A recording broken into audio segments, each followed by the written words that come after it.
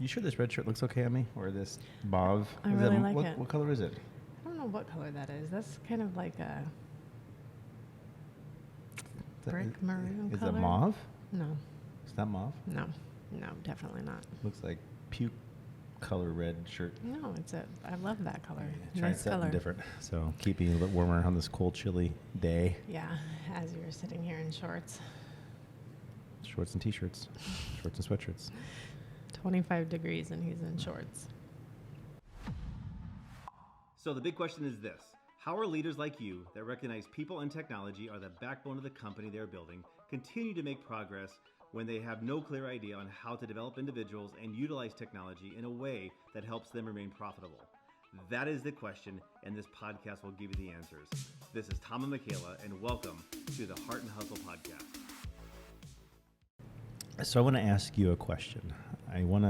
This is not a personal... Good.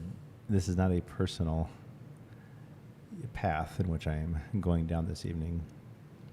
But I want to ask you a question. Since you've known me, think way back not way back, but think from when you first met me and to as of today, that time. Yeah.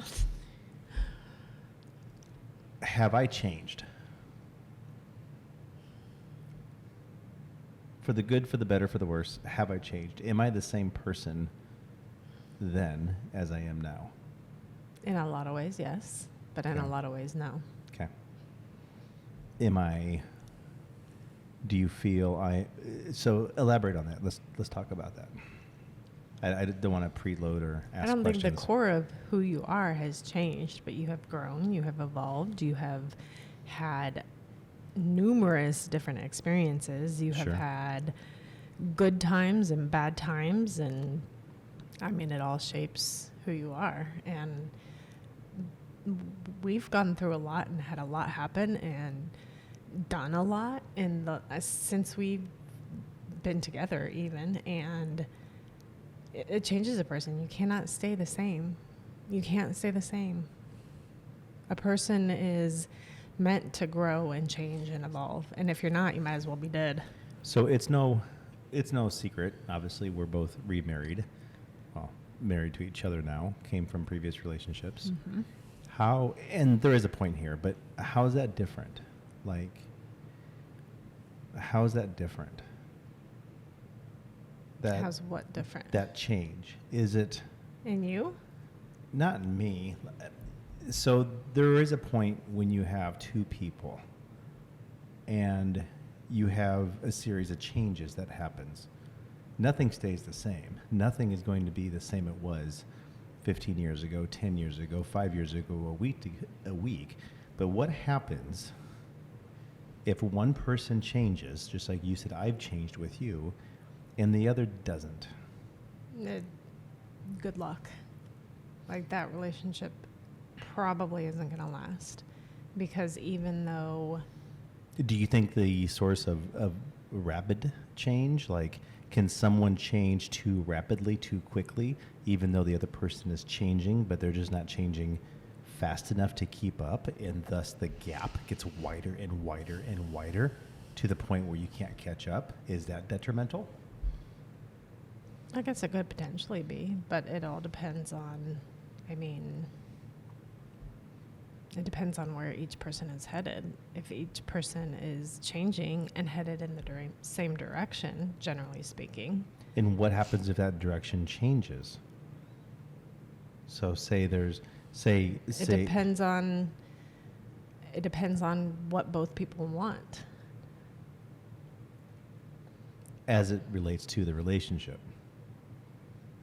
And life in general. Right. I mean, just because you're in a relationship, you both experience the world two different ways. And so if both of you don't want to be on that same path together, trouble. Then there's going to be trouble. So let's equate this. And I want to step back to 2016. Well, I can actually replicate this. for a decade and a half prior to that. But let's go back in 2016 when our company started. And we had this idea and how we want to kind of make our point, change the world, do my thing. And July of 2016 till January 1st of 2017, had some sales. I think we hired my first employee with the company sometime that fall, maybe August, September time. So maybe October. I know when I leased that original space, it was me, myself, and I in a big, huge space, sitting there thinking, okay, I have to fill this room. And we hired the first couple individuals, and you grew. And July of 2017 comes around, and you had your first real year. However, we're on fiscal years, so. But let's take it from, July 2016 to January 1st of 2017, that first 6 months. And then you take it from January 1st, 2017, and let's go all the way to January 1st, 2018, so that entire 12 months. And you more than doubled your revenue. You more than doubled your customers. You more than doubled your business. The employees you hired in that fall are still there. And they're used to what it was. Mm-hmm. They're used to what it was, what it felt like when What you was have it? when you have at the time 3, 4, 5 clients. You have more time than you do work. Mm-hmm. But yet you got to keep people employed full time. The revenue was there to justify it. And then all of a sudden, let's say year number 2 hits, and we're not going to go half years here anymore. We'll hit July of 2018. I'm sorry, January of 2018. Mm-hmm. Heading into July, heading into the fall, heading into the winter, and pretty soon we're at January 1st, 2019. And guess what happened? Revenue doubles, if not more, again. Mm-hmm. You still have, at this point, maybe 2 people that you've hired over the past year still with you. And then now you're getting a new team. Mm-hmm. And 2019 starts, hits 2020, and we're not going to go through the pandemic crap. We didn't see a slowdown. We just flew. Mm-hmm. And we doubled again.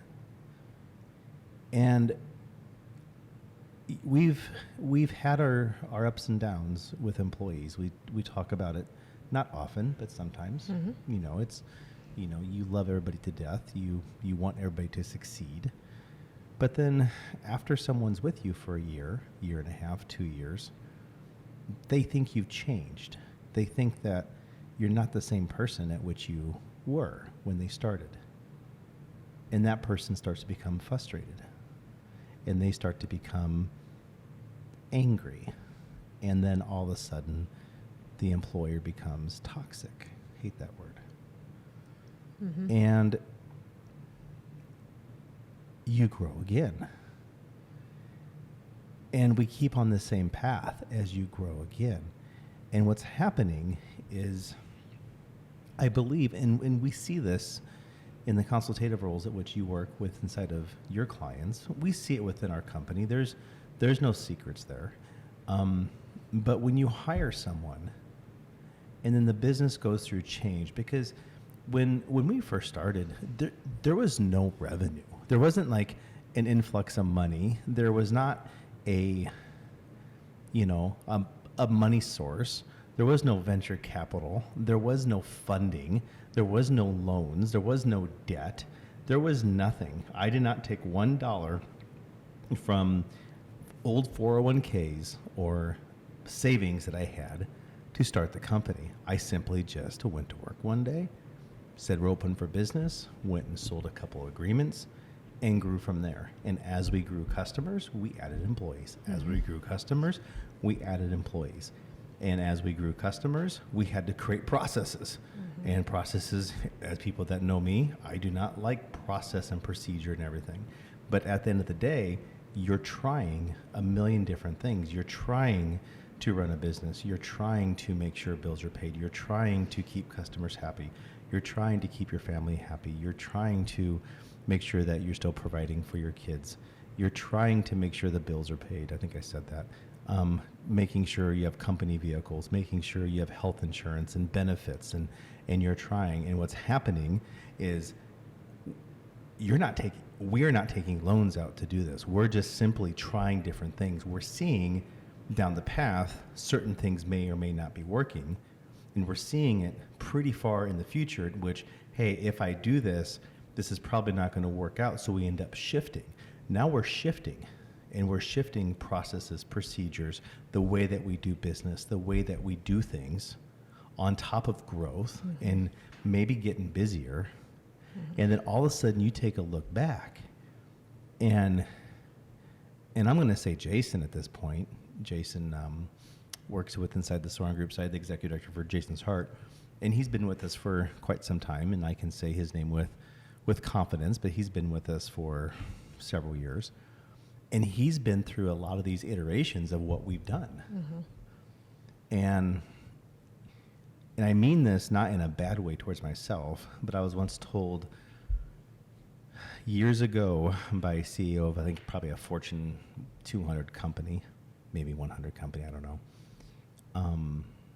When I drive that boat, when I am in that position at which you're running a company, it's akin to a boat having 100 water skiers behind it. And I go full throttle. And I know where I'm going. But at the end of the day, you look back, and you have your core 12 that are hanging on. But 90% are gone. And you feel sad. But the reality is the company's changed. The company's grown from 0 to 7 figures, but 7 figures. I mean, it's grown a lot. From 0, from just sweat equity. I've changed, gotten more direct in a lot of ways, gotten less direct, and I think in many ways. But sometimes you feel you have to jump in. Sometimes you feel you still have to jump in the pool and play with the other swimmers for a little while. But the reality is, customers and clients, very rarely, and I can think of maybe 3, maybe 4, since we've started business 7 years ago, 6 years ago, that are no longer with us. 2 of them we fired. 1 of them went out of business, and 1 of them left us before we fired them. So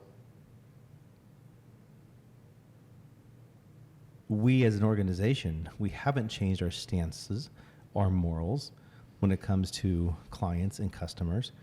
I think our ability to work with employees and people for a company, that's really largely the same, but the level of growth that we've experienced and that we've had over the past many years in adding on our HR division, adding on our media division, building out a nonprofit, building out a facility inside of Florida, adding partners in various states, getting very much closer relationships with these individuals, having what I call co-services, meaning successfully running both the IT and the HR departments inside of adjoining companies, meaning like company A, we are very much involved with them. And essentially changing how we do reviews, changing how we do bonuses, changing how we're doing compensation plans, changing on how we're doing insurance or benefits, and it's all getting better. Every time we change, it's for the better. There's never been a change that's ever been for the worse. Trying to explain to people what this stuff means and what this stuff is. But the reality is that we change. Right. And when I look back, and obviously you share with me a couple things, nothing huge by any means, but as we look back to the clients in which we serve, they're going through the exact same thing on the business level. And the businesses are growing, executives are changing, companies are being bought out by somebody else. Old leadership is staying on. Sometimes old leadership is leaving. There is maybe money issues. Maybe money's not coming in. Maybe it's coming in too fast. Maybe some employees wish the company was like when they started versus what it is now. But at the end of the day, everybody changes. Yeah. And the reason I opened up with that comment wasn't to scare you or to spook you, but it got to the point today, and I heard this on a podcast. I think we were driving in the car, and it just kind of hit home. And you're not going to be the same company you were at $100,000 a year in revenue. You're not going to be the same company you were at $500,000 a year in revenue. You're not going to be the same company that you were in $1 million of revenue, and you're not going to be the same person nor the same company, and you can't be that same person if you want to hit 10 million a year in revenue or 20 million a year in revenue. You're going to change because you have to change. You have to have that mindset to change because if you don't, you're going to be that same person. You're always going to be the company making $500,000 a year, and if that's what you're happy at, then I think that's okay. There's nothing wrong with that. I'm not mocking it. But if you want to grow and be able to provide more and do more, you're going to have to change. And the reality is, who's ever on that ship with you, they may not want to change. They may want to have that same position, same job every day from the age of 35 to the age of 75 and not change because they're happy. And I talk to my clients all the time about it doesn't matter whether change is good or change is bad. Change is very, very, very difficult for people. And even when you are headed towards the most wonderful, miraculous thing, it's tough. People do not like change. No. And some people can hang on and some people can't. And I think it's part of it. Like, you can't interview for change. And I know we talked about this on last podcast. No, everybody talks about how much they love change. But the reality is, when it comes down to it, you know pretty quickly who can handle change and who can't. Yeah, there is no change when you're dealing with an entrepreneur or a company that is not, I don't want to use this term, I don't want to scare people, but that is not financially backed or venture capitalists or $1 million in loans or millions in dollars in venture capital that you can just borrow against. Right. And It's a whole because different ballgame. at that point you start out with the fun, and people do it to attract people. I mean, I've seen companies all over this country, some are based here too, but there's, from a slide in the building to the foosball table to whatever, they create a daycare for adults. They create a daycare for individuals to come to work and play. And people like it. Oftentimes, I think it's a selling point into selling into a lower salary. But when you graduate from college, you're going from fraternity, sorority / dorm rooms to foosball tables and slides, and I think it's a very easy transition. And I think those companies that have the resources to create this fake environment, I think is wonderful. But the reality is, we don't. We have the resources. As we get customers, we hire people. It's what it is, and we give back 99.9% of our revenues, our profits, and everything going back to the organizations in which we are proud of to serve, namely the nonprofits that we work with. Ideally, right now, it's Jason's Heart. But we give back in droves. And so I think that change component is just super, super hard. for people. And I think when you get to a certain size, you start to level out because decisions become not more complex, but they become more weeded. You end up having more and more people at the table making decisions. Those decisions are not made by one person sitting in the room saying, okay, now we're taking a hard right, hang on. And then you see the whole back of the car and all the kids going, whoa. Right. And that's not who we are. However, we've grown and our decisions are still quick, but I think they're really hard on some people. Mm-hmm. And I'm not sure what to do about that. I'm not sure if I even need to do anything about that.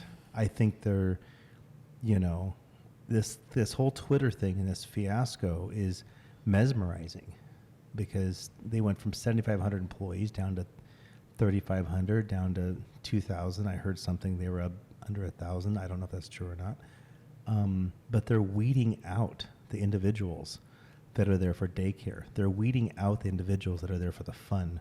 They're weeding out the individuals that are there not to work. And while I think there is a level of extremism that is happening, Mm-hmm. I can't say I disagree. I can't say that he's probably not doing things right. Twitter itself probably does not need 7,500 employees. There's no reason to have that number of employees for that company, with the exception of you have a ton of freaking money, no one's watching it, and money's just flying out the window. Now, I can't say that. I can say that just from the outside looking in. I can't fathom Don't know details. a thought in my head on why that would need to be. But even now with everybody leaving, they cut it in half and the app's still up. It's working. Yes, there's probably a bug or two not being addressed, but still working. It'll work out. It'll work out. It'll work out. It always does. I don't think he's a dumb guy. I think he knows exactly what he's doing, and some people don't like it, but Yeah, I don't think he's dumb at all. I think he's brazen. I think that there's no shits given on what he's trying to do. well, there doesn't really have to be any shits given. But you also got money at which, he Right, needs to, exactly. He doesn't have to have any shits given. yeah, you don't have to buy it. But I do think there's a level of caring in which not understanding who those employees are and what they have to do. I think it's just purely about resources at that point in time and producing. And that's the other side, is that employees are not robots. They have lives. You take care of them. You love them. You do what you can. You do as much as you can. And what happens when even that is not enough? then I think if that's not enough, that I can still sleep well at night knowing I've done everything that I can. Yeah. And I think if there was ever a point in time where there was a little person on my shoulder saying, do this to save money, and knowingly would be screwing over somebody, I mean, that's never happened, and it never would. Mm-hmm. There's always more given, and there's so much that people just don't understand sometimes and recognize. Right. But I think over time they do. And Sometimes, maybe. Sometimes they'll never get it. But no. In fact, there's too many dynamics and too many yeah. things going on. There was a person that worked for our company one time, and he was here maybe about 2 weeks, and he was on the IT side, maybe 3 weeks, I don't know. And I've always said this knowingly to job interview candidates, is that if you come to work for our company and you're managing dozens and dozens and dozens of networks, and you've never done something like that before, you've managed the company you're at, the one company, the one little network of 100 people, and you come into our world, your head's going to spin and pop off after 3 days, because you're not going to be used to the level of influx. And I look at it, I forget which matrix it was, second or third, I don't know, when that guy's in that robot arm and he's fighting those things, and they're all coming into the building, and he's out there just shooting each one.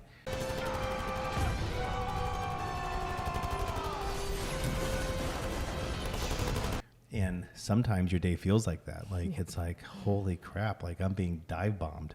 Mm-hmm. And it's not always like that by any means, but it's often like that. that can happen. Yeah. And when you're used to coming in every day at 8:30, getting your coffee, having whatever quick meeting, walking with a buddy out to the gas station or going to breakfast like Rick and I used to do at Xperia at 9:30. We used to go and get biscuits and gravy and walk there. I mean, we actually probably got 2 hours of work done in the entire day. Here, it's rapid fire, Yeah, but all day long. But you're going to learn. You're going to be a much better person in your field after 6 months than you were for 3 years prior, guaranteed. But if you're not ready for that, you're going to lose. So what happened is this person was here for like 2 weeks, and he left. And I heard that when he left, he was upset. And he was upset because maybe it was too busy for him and everything else. But he didn't put us on his resume. He didn't put us on his, profile as he ever worked here. And I sometimes wonder why. Was it because he thought the environment was too busy, too hard? Or was it the fact that he just worked here 2 weeks or 3 weeks and he was really embarrassed and didn't want to put it down? My guess would be B. Probably. I don't know.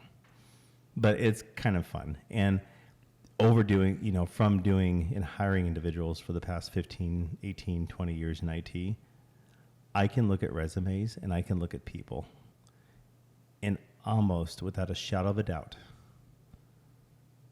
pinpoint them on whether or not they're going to be here and be here for the long term or just be here for a year or 2 years. Mm-hmm. I can see it. So it's kind of like Neo putting the blindfold on and just seeing everything now. There's too many. I hate to say that, but I sincerely hope people stay. I sincerely hope that, everybody's happy, everybody has a good team. But I also hope that they see the growth, the opportunities, and what's kind of happening. And when you have hockey stick-like growth, it's really hard to keep up for individuals that are used to something down here. And then all of a sudden, 9-10 months later, they're up here and working at a much different level. Yeah. So, Very true. do you see that a lot? Oh, yeah. Yeah. Yeah. And I think it's those types of situations and employees who it's like a double standard because they say they want growth, they say they want processes, they say they want progress, but then they kick and scream against it. And then they turn around and end up saying, well, that employer is toxic, or that employer doesn't know what they're doing, or that employer, things are always crazy. Well, there's a whole nother side of it. Yeah, there is. That they're not picking up. There is. And when you're small, and I think in all terms, we're still small. We're still a small company. Oh, yeah. And I talk to our employees all the time about, when we have change, because we are small, everybody feels every bump in the road. Oh, you do? You just do. Oh, you can't avoid it. When you're working with 1,500 employees, most people are not going to feel change to a huge extent. They're protected by a lot of policies and minutia. So they don't feel the bumps in the road like a small employer. Those employees feel every bump in the road, and it's just a lot different. Yeah, we're like a '92 Buick Roadmaster, nice big ass station wagon, but with no shocks, and you're feeling every bump in the road. Yeah, and so it's hard. Yeah, it's difficult. It can be. It can be a big challenge. Unfortunately, I put a LS6 engine inside there, and we're flying pretty fast. Yeah. So we do. But I think as I thought about the podcast today, I thought about, what we heard maybe 2 or 3 minutes in the car, and it just kind of hit home. Mm-hmm. And we're not going to be the same. We're not going to be the same as we were last year. We're not going to be the same as, we are now next year. 3 years from now, we're not going to be the same. And 10 years from now, we're not going to be the same. We're going to continue to grow and continue to expand, continue to change. And we have to, or we will die. Yeah. We just will. Yeah. So, Every anyways, company has to. So, was that a downer episode? Was that too much? no, I think it's the reality. I think a lot of employers are, especially small employers, medium-sized, they're dealing with this. They're feeling it. They're feeling it bad right now, and it's not a downer. It's the reality. And Well, and I'm not going to go into detail with us by any means, but I can safely talk about other clients and other customers. But when you're a business and you know, when you're stroking 20, 30, 40, 50, 60, 80, $100,000 checks every 2 weeks for payroll, yep, life is hard. shit gets real. Life is hard. And when people say to these CEOs or these entrepreneurs or these bosses and just say, you have it so easy, try sleeping on that one when you have payroll due and you need to come up with about 60 grand to fulfill it in 3 days, or 100 grand or 300 grand or whatever the number is. I would encourage anybody to ask their boss, their CEO, if you have them on a certain plane, and just say, no, I'm just curious, kind of warm them up first, but what is the average payroll every time that it runs for our company? And when he or she comes back with that number, and when they say, oh, it's about $120,000 every 2 weeks, and you're looking what you do for a living, you're looking at what the company does and all the moving parts, and knowing that that's payroll. That's not touching benefits. That's not touching money into bonuses. That's not touching rent or food or snacks or Company cars. That's not touching gas. anything. That's just payroll. And then you start adding everything else on top of that. Life gets really interesting really fast. Most people don't want to sit in those shoes. Yeah. You and I love to sit in those shoes. We love to help solve those problems. It's fun. If that's the word. It's very dynamic. It's very dynamic. I definitely enjoy it. So, anyways, Yeah. we got to go. I got to start eating more candy. Ugh. I think I Yeah. put down 3 pounds of candy tonight. I can still feel it. Christmas candy. I Like know. the hard grandma Christmas candy. You know what? Last July I went out and I had this craving for Christmas candy, but I don't know. The Christmas candy I got was the little color ones, but they had the little like engraving of like a Christmas ball or a Christmas tree like on it. So they're basically flat, round little pieces of candy, maybe thicker, and then they have like little pictures on the inside of them. The ones that I'm looking for is not those. The ones that I'm looking for are the ones that like grandma used to have back in the 70s. Like the ribbon candy, the hard No, ribbon it wasn't a candy? ribbon. Maybe there was some, but there There were was some in some. there. There were some green ones. I remember red ones, and like they're raspberry ones, and they had these like little bumps on top of them, and there were circle things, and they weren't like jelly filled by any means, but they're a little bit softy, gooey in the middle, and they're really good. But for those of you not seen it in our home, we have candy jars that are set up, and there's 4 of them. So we have cinnamon balls, we have lemon drops, we have cherry sours, and we have now Christmas candy. And they're in these nice big buckets. So we go up there, we screw them off, and grab in there, grab a handful, and go. That's the biggest sweet tooth I've ever seen. I candy. All right, let's check out. Let's get this thing done. All right. Enjoy what's left of our nice evening. All right, guys. I was gonna say bye. I beat you to it. Anyways, check you guys later. Have fun. Bye. Bye. Bye.